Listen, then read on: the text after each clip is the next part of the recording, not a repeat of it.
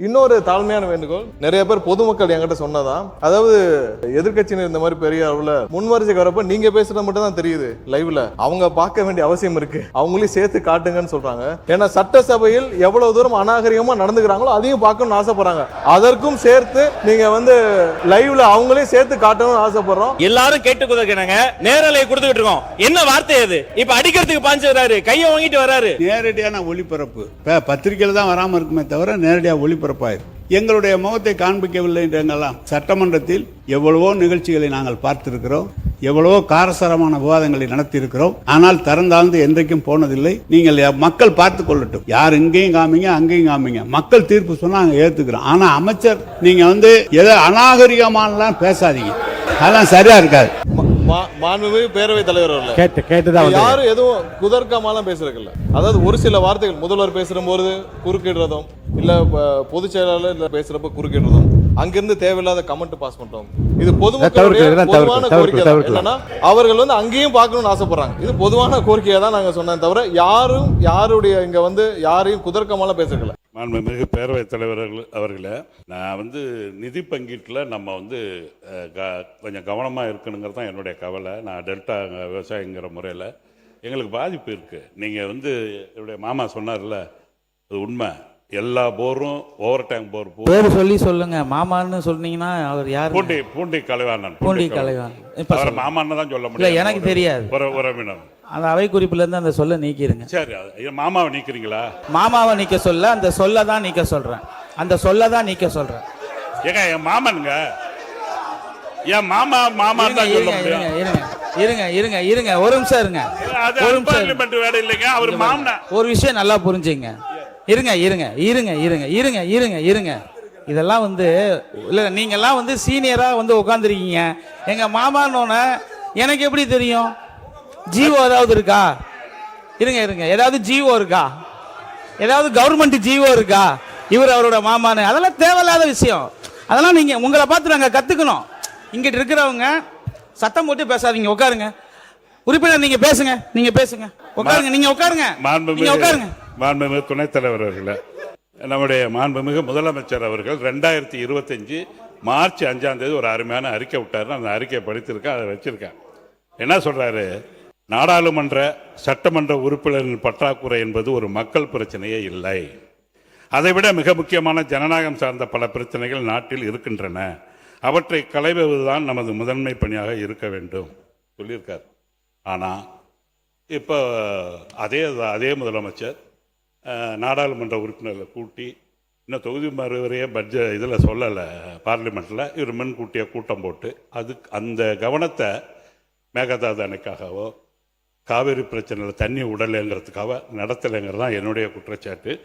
இதை விட முதலமைச்சர் மௌனமாக இருக்கார். நான் ஒரே மக்கள் நல்வாழ்வுத்துறை அமைச்சர் மாண்புமிகு உறுப்பினர் பேசுகையில் இந்த காவிரி பிரச்சனை, மேகதாது பிரச்சனைலாம் இப்போ தான் இது ஒரு 3 மாதமாக இருக்கிற மாதிரி தான் பேசிகிட்டு இருக்காரு. எத்தனை 50-60 வருடங்களாக இந்த பிரச்சனை தொடர்ந்து இருந்துட்டு இருந்திருக்கு. இத்தனை வருஷமாக நீங்கள் ஆட்சி பண்ணிட்டு இருந்தீங்க. இந்த பிரச்சனை ஏன் நீங்கள் ஏன் சாஃப்டாக இருந்தீங்க? இப்போ பார்த்தீங்கன்னா இப்போ நம்ம முதலமைச்சர் அந்த பிரச்சனைக்கு தீர்வு காண வேண்டும் என்பதற்காக அனைத்து முயற்சிகளையும் எடுத்துட்டு இருக்காங்க. சட்ட போராட்டங்களும் எடுத்துட்டு இருக்காங்க, பேச்சுவார்த்தை மூலமாகவும் முயற்சி பண்ணிட்டு இருக்காங்க. அதை விட்டுட்டு நீங்க சாஃப்டா இருக்காங்க அப்படிங்கிற மாதிரி ஒரு தவறான தகவலை நீங்க ஒரு பிரச்சாரத்தை இங்க பண்ணாதீங்க. இப்ப என்னன்னா, நீங்க ஏன் இது வரைக்கும் பண்ணல? இந்த பிரச்சனையை, காவிரி பிரச்சனையும் சரி, மேகதாது பிரச்சனைக்கும் சரி, நீங்க என்ன பண்ணீங்க? நீங்க இந்த பிரச்சனையை தீர்த்து வச்சீங்களா? என்ன முயற்சி பண்ணீங்க? அதனால தயவு செய்து பேரவைத் தலைவர் அவர்களே, இதற்காக அனைத்து முயற்சிகளும் நம்ம மேற்கொண்டுட்டு தான் இருக்கிறோம். இப்போ சட்ட போராட்டங்களும் சரி, பேச்சுவார்த்தை மூலமாக முயற்சி பண்ணிட்டு இருக்கோம். அதனால தேவையில்லாமல் இங்கே யாருக்கும் எந்த பயமும் கிடையாது. உங்களுக்கே தெரியும், எந்தவித அழுத்தம் இருந்தாலும் இந்த தேர்தலில் எந்த அளவுக்கு அச்சம் என்ற வார்த்தையே எங்கள் தலைவரின் அகராதியில் கிடையாது. சரிங்களா? நன்றி. மாண்புமிகு உறுப்பினர், மாண்புமிகு முன்னாள் முதல்வர் எடப்பாடி பழனிசாமி அண்ணன் அவர்கள். மாண்புமிகு பேரவைத் தலைவர்களே, மாண்புமிகு மக்கள் நல்வாழ்வுத்துறை அமைச்சர் சொன்னாங்க, நீங்கள் என்ன நடவடிக்கை எடுத்தீங்கன்னு.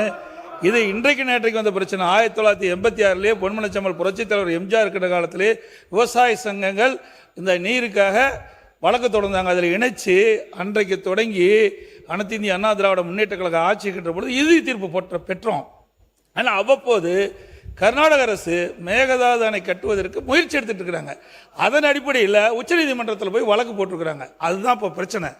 ஆக எல்லா அரசாங்கமே அதிமுக அரசாங்கம் சரி, அதுக்கு பின் வந்து திமுக அரசாங்கமும் தொடர்ந்து இந்த காவிரி நதி நீருக்காக போராடிட்டு இருக்குது. தீர்ப்பையும் நாம் பெற்றுக்கிறோம். இதுதான் வரலாறு. பேரவை முன்னவர் அவர்கள், பேரவை மாண்புமிகு மக்கள் நல்வாழ்வுத்துறை அமைச்சர். பேரவை துணைத் தலைவர் அவர்களே, இப்போ மாண்புமிகு திமுக சட்டமன்ற உறுப்பினர் ரொம்ப உணர்வுபூர்வமாக விவசாயிகள் மீது அக்கறையை அந்த உணர்வுபூர்வமாக பேசினார். காவிரி விவகாரத்தில் திமுக எந்த அளவுக்கு துரோகங்கள் இழைத்தது என்று பேச ஆரம்பித்தால் நிறைய விஷயங்கள் பேசலாம். யாராவது பேசுங்க. அதாவது திமுக அரசு செய்த துரோகங்கள் என்பதை முதலிலே அவை குறிப்பிலிருந்து நீக்க வேண்டும். ஒன்று, அவர் நம்முடைய முன்னாள் முதலமைச்சர் எடப்பாடி அவர்கள் சொன்னது போல கலைஞர் அவர்கள் 1974 ஆரம்பித்து முதல் முதல்வர் கூட சொன்னார் 69 யார் முதலமைச்சராக இருந்தது என்று அன்றைக்கு சொல்லும்போது முதலமைச்சர் சொன்னார். உடனடியாக நாங்கள் அதற்கு பதில் சொல்லவில்லை. ஆனால் இந்த காவிரி நீர் பிரச்சனையே வந்தது 1974 தான். மறு ஒப்பந்தம் செய்கிற போது தான் இந்த பிரச்சனை. அந்த காலத்திலிருந்து இதுவரை தொடர்ந்து வழக்கு போடுவது, நேரடியாக பேசுவது, 3 முறை நேரடியாக சென்று பேசி வழக்கு போட்டு நடுவர் ஒன்று அமைத்து அதற்கான தீர்ப்பை உண்டாக்கி திருப்பி வந்து குடிநீருக்காக என்றவர்கள் மாற்றி அமைத்து தொடர்ந்து திராவிட முன்னேற்ற கழகம் அந்த நடவடிக்கை எடுத்துக்கொண்டு வருகிறது. உங்களுக்கு தெரியும், நீங்கள் உடனடியாக துரோகம் பண்ணிட்டுலாம் நாங்கள் விவசாயிகிட்ட போக முடியாது. விவசாயி எந்த கட்சியும் காவிரி நீர் பிரச்சனையிலே தவறு செய்ய முடியாது. அவரவரால் முடிந்த அளவு அந்த நிகழ்ச்சியை எடுத்துக்கொண்டு இருக்கிறோம். நம்முடைய ஆஃபீஸர் அவர் இன்றைக்கு அமைச்சராக வந்திருக்கார், ஐஆர் ஆஃபீஸர், அவர் அன்றைக்கு பேசும்போது சொன்னார், நான் கீழ் மின்சாரத்துறை அமைச்சர் இருங்க, நான் சொல்லிட்டுல அதுக்கப்புறம் சொல்லணும். ஏங்க தம்பி கொஞ்சம் இருங்க அமைச்சர், அவர் நாங்கள் சொல்லிடுறோங்க, நாங்களும் அங்கே இருந்தாங்க. ஆனால் பேசுகிறத கேட்டுட்டு தாங்க பேசுவான். ஏன் துடிக்கிறீங்க? எல்லாம் வயசு கம்மி, நல்லா துடிக்கிறீங்க நீங்கள். அதனால் யாரும் எந்த துரோகமும் யாரும் இழைக்க முடியாது. ஒவ்வொரு முதலமைச்சரும் அதுக்காக நடவடிக்கை எடுத்திருக்கிறார்கள். எனவே அந்த துரோகம் என்ற வார்த்தையை எடுத்து விட வேண்டும் என்று கேட்டுக்கொள்கிறேன். கண்டிப்பாக அந்த வார்த்தை அவை குறிப்பில் இருந்து நீக்கப்படுகிறது. அமைச்சர் அவர்கள். மாண்புமிகு பேரவை துணைத் தலைவர் அவர்களே, அதாவது பொதுவாக சொன்னது என்னன்னா 71 காலத்திலேருந்து இந்த காவேரி கடந்து வந்த காலத்தை பார்த்துருக்கோம். 70களில் வழக்கு தொடுக்கப்பட்டது. அப்போது இருந்த ஐயா மூப்பனார் அவர்கள் மற்றும் விவசாய சங்கங்கள் எல்லாம் சேர்ந்து வழக்கு தொடுக்கப்பட்டது. அதுக்கப்புறம் அந்த வழக்கு ஏன் வாபஸ் பெறப்பட்டது, யார் சொல்லி வாபஸ் பெற்றார்கள், 74ல் எதற்காக அந்த அக்ரிமெண்ட்டை புதுப்பிக்கல, அப்புறம் அப்போ வந்த கச்சத்தீவு, இப்படி நிறைய பேசிட்டே வந்தோம்னா அதை சொல்லி தான் துரோகம் சொல்றாங்க. ஒரு சில வார்த்தைகளை கேட்டாலே இன்னைக்கு எதிர்க்கட்சியினர் உடனே அவை குறிப்பெல்லாம் நீக்க வேண்டிய அவசியம் இல்லை. ஏன்னா என்றால் இப்ப ஊழல்னு சொன்னா வர்றாங்க, நீங்க எல்லாம் ஊழல் செய்யலான்னு சொன்னா தான் மக்களே முன்வரிசைக்கு வர்றாங்க. நீங்க ஊழல் செய்யலான்னு சொன்னா தான் மக்களே எனக்கு முன்வரிசை வருவாங்க. அந்த மாதிரி இருக்கு.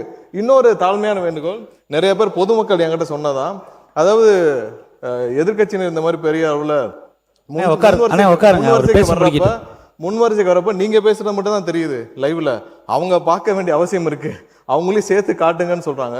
ஒருவேளை அந்த லைவ்ல ஸ்பிளிட் பண்ணி அவங்களையும் சேர்த்து காட்டல. ஏன்னா பொதுமக்கள் நிறைய பேர் அவங்க என்ன மாதிரி, ஏன்னா வெளியில பண்ற இதுகள் வேற, பட் உள்ளே அவர்கள் முன்வரிசைக்கு வர்றதையும் பொதுமக்கள் பார்க்கணும்னு ஆசைப்படுறாங்க.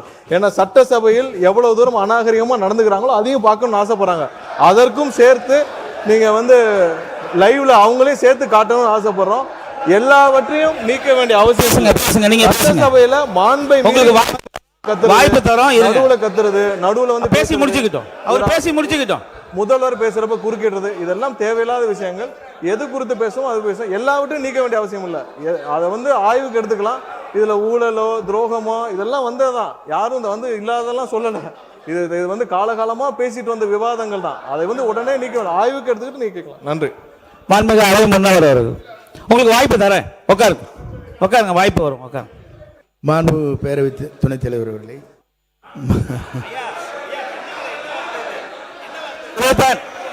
இல்ல ஒரு நிமிஷம் மாண்புமிகு பள்ளி கல்வித்துறை அமைச்சர். மாண்புமிகு பேரவை துணைத் தலைவர் அவர்களே, என்ன வார்த்தை இது? பைத்தியம் மாதிரி பேசுறாங்கன்றாங்க. இதைத்தான் சட்ட அமைச்சர் சுட்டி காட்டுறாரு. உரிமையில் பேசுவது, வாடா போடா என்ன பேசுவது, இந்த மரபுக்கு விரோதமான வார்த்தைகளை பேசுவது, இதையெல்லாம் அவர்கள் தவிர்க்க வேண்டும். இந்த சைடு கண்ட்ரோல் பண்றதுக்கு வெற்றி தலைவர்களுடைய ஒரே ஒரு கடைக்கன் பார்வை போதும். ஆனா எல்லாரும் கேட்டுக்கொள்கிறாங்க, நேரலை கொடுத்துக்கிட்டு இருக்கோம். என்ன வார்த்தை அது? இல்ல இல்ல இதை ஏற்றுக்கொள்ள முடியாது, தவறான வார்த்தை. இப்ப அடிக்கிறதுக்கு பாஞ்சுறாரு, கையை வாங்கிட்டு வராரு. இவர் மீது நீங்க தகுந்த நடவடிக்கை எடுக்கணும் என்பதை நான் கேட்டுக்கொள்கிறேன். உட்காருங்க உட்காருங்க உட்காருங்க உட்காருங்க. அண்ணா ஒரு நிமிஷம். இந்த சம்பவத்தை பத்தி ஆய்வு பண்ணி பேரவை தலைவர் வந்ததுக்கு அப்புறம் தகுந்த பேரவை விதிகளுக்கு உட்பட்டு என்ன நடவடிக்கை எடுக்குமோ அதை எடுப்பார். நீங்க பேசுங்க. ஒரே ஒரு நிமிஷம். மாண்புமிகு அமைச்சர் நிர்மல்குமார் எதை பேசினாலும் சபையை கிளப்பி விட்டுறீங்க. அவர் நான் வந்தெல்லாம் அமைச்சர் இன்றைக்கு மாண்புமிகு அமைச்சர் ஆனந்த் அவர்கள் இருக்கிறார்கள். அவர்கள் பேசுவதோ அல்லது அதிகாரியோ நம்முடைய இருங்க, நான் சொல்லிடுறேன். நான் சொன்னவர் ஒரு நிமிஷம் ஒரு நிமிஷம் ஒரு நிமிஷம் ஒரு நிமிஷம் ஒரு நிமிஷம் ஒரு நிமிஷம் ஒரு நிமிஷம் நான் சொன்னவர் உறுப்பினர் வரும்.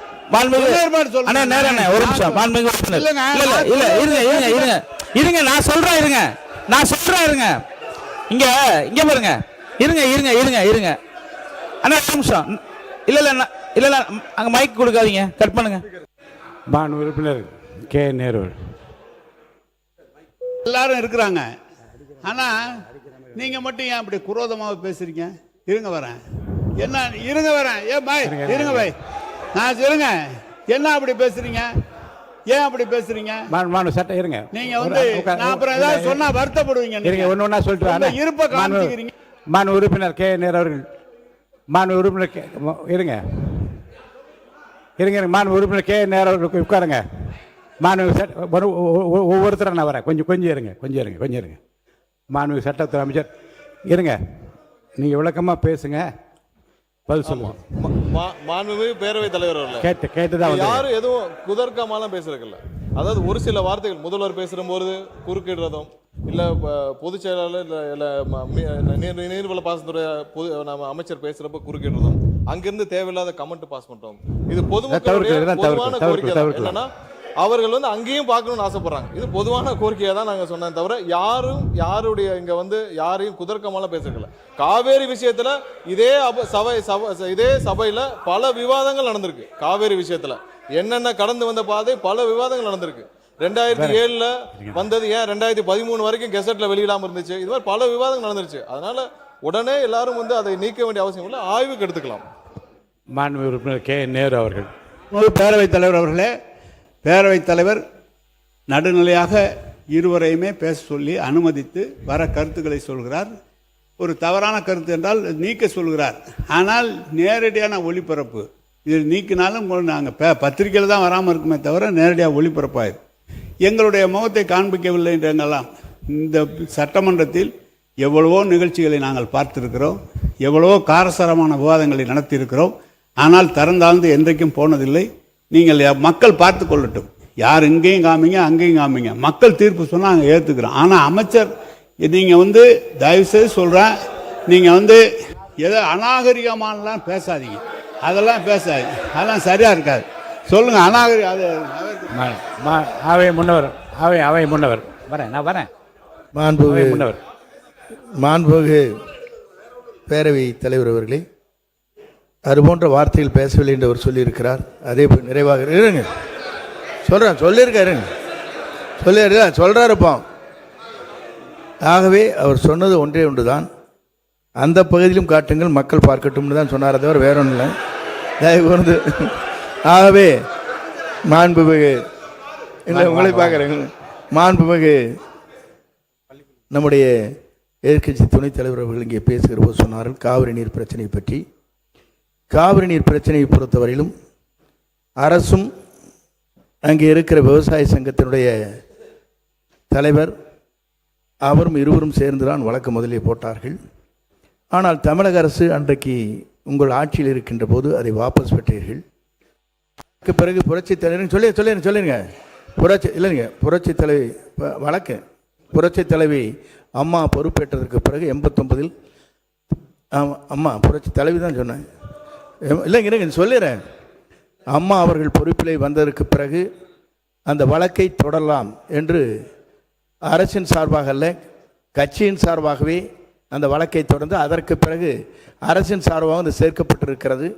ஆகவே அம்மாவை பொறுத்தவரையில் அன்றைக்கு எடுக்கப்பட்டிருக்கிற நடவடிக்கை பேச்சுவார்த்தையின் மூலமாக என்றைக்கும் நிறைவேறாது. ஆனால் வழக்கு மன்றத்தின் மூலமாக அது வெற்றி காண்பேன் என்று சூழலை ஏற்று வெற்றி கண்டவர் நம்முடைய புரட்சித் தலைவர் அம்மா என்பதை நான் இந்த நேரத்தில் தெரிவித்துக் கொள்கிறேன். மாண்புமிகு உறுப்பினர் கே நேரு அவர்கள். இந்த சட்டமன்றத்தில் மாண்பு பேரவைத் தலைவர் அவர்களே, இந்த சட்டமன்றத்தில் ஏன் வழக்கு வாபஸ் பெறப்பட்டது என்பதெல்லாம் பல விளக்கமாக முதலமைச்சர்களே பேசியிருக்கிறார்கள். பிரதமர் ஒரு கூப்பிட்டு இது நான் சமாதானப்படுத்துகிறேன், நீங்கள் இது மாதிரி செய்யுங்கள் என்று சொல்கிற போது பிரதமர் பேச்சை கேட்க வேண்டிய நிலை. அதற்கப்புறம் தான் நீதிமன்றத்துக்கு போனோம். இதெல்லாம் விளக்கம் சொல்லப்பட்டிருக்கிறது. ஏதோ வேண்டுமென்று நாங்கள் எப்படி அந்த காவிரி பகுதியிலே பிறந்து காவிரி பகுதியிலே வளர்ந்து விவசாயிகளாக இருக்கிற நாங்கள் எப்படி காவிரியை விட்டு கொடுப்போம்? விட்டு கொடுப்பதற்கு வாய்ப்பே கிடையாது. எனவே வாபஸ் பெறப்பட்டது இது என்று சொல்வது என்பது மாண்பு பிரதமர் சொல்கிறார். பிரதமர் ஒரு வார்த்தை சொல்கிற போது மாண்பு முதலமைச்சர் எப்படியாவது சுமூகமான ஒரு நிலை ஏற்பட வேண்டும் என்ற எண்ணத்தில் தான் அது செய்யப்பட்டது தவிர அதற்காக நாங்கள் வேண்டுமென்றே செய்யப்பட்டதெல்லாம் என்று இல்லை. மாண்புமிகு அவை முன்னவர். பேரவைத் தலைவர் அவர்களே, பிரதமர் எங்களை அழைத்து பேசினார்கள், ஆகவே நாம் வாபஸ் பெற்றோம் என்று சொன்னார்கள். அதற்கு நன்றி. மாண்புமிகு சட்டத்துறை அமைச்சர் முடிங்க. மாண்புமிகு பேரவைத் தலைவர்களே, இவ்வளவு காலமாக வைக்கப்பட்ட குற்றச்சாட்டு என்னன்னா, ஒருதலை பட்சமாக பிரதமர் சொல்லி ஒரு முடிவை எடுத்திருக்கிறார். அன்று இருக்கிற ஒன்றிய அரசுக்கு சாதகமாக எடுத்தார்னு சொல்றதுதான் குற்றச்சாட்டு. அதான் குற்றச்சாட்டு. அதனால தான் அந்த காலகட்டம் அந்த வழக்கு 2007 வரை நமக்கு கொண்டு வந்து வர்றதுக்கு இத்தனை 40 வருட டிலேயே இந்த அன்னைக்கு வாக்கு பாஸ் வாங்கினால தான். அதுக்கப்புறம் 83 புரட்சித் தலைவர் கொண்டு வந்து அந்த வழக்கை திரும்பவும் பதிவு செய்தார். அதுக்கப்புறம் அம்மா முடிச்சு வச்சாங்க. 2013 வரை எவ்வளவு போராடி அந்த கெசட்டை வெளியிட வச்சாங்க. 2018 வந்த தீர்ப்பு எப்படி வந்துச்சு எல்லாமே தெரியும். இது ஒரு விஷயத்தை ஒத்துக்கொண்டதற்கு மிக்க நன்றி. மாண்பு உறுப்பினர், உங்களோட மட்டும் உறுப்பினர் நீங்க பேச விளக்கத்தோடு முடித்துவிட்டு நான் முடிவு சொல்றேன். நீங்க பாருங்க. சபையிலே இதை பற்றி அதிகமான தரவை சொல்லப்பட்டிருக்கிறது. அவருக்கு இது தெரியுமா தெரியும், ஆனால் தெரிந்திருக்க வேண்டும். கொஞ்சம் கற்றவர் தெரிஞ்சிருக்க வேண்டும். ஏற்கனவே இது சொல்லப்பட்டு அதுக்கப்புறம் தான் நடுவர் மன்ற தீர்ப்பை வலியுறுத்தி நடுவர் மன்றத்தில் 220 டிஎம்சி என்று சொல்லி அதற்கு பிறகு ஒரு வழக்கு தொடர்ந்து 14 டிஎம்சி குடிநீருக்காக குறைக்கப்பட்ட காலம் தொடர்ந்து சட்ட போராட்டம் நடத்தி தான் வந்திருக்கமே தவிர எந்த இடத்துலையும் விட்டு கொடுத்ததில்லை. எனவே நன்றி சொல்றது உங்களுக்கு நன்றி, இதை கொண்டு வந்ததுக்காக.